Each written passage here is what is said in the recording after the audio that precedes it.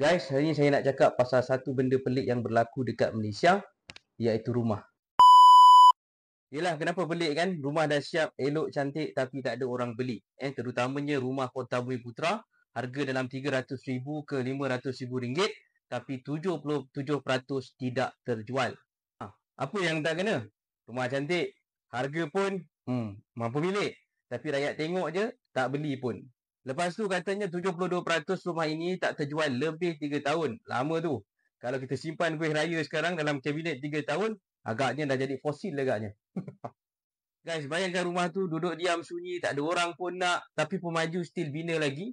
Macam dia tahu ada makhluk halus yang akan beli nanti kot.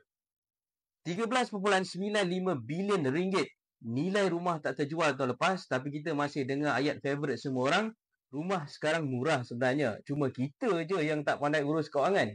Ya ke? Kadang-kadang kita bukan tak nak beli rumah, kita cuma tak nak beli mimpi yang tak realistik. Bukan kami tak nak, tapi mungkin korang buat rumah tu untuk siapa sebenarnya.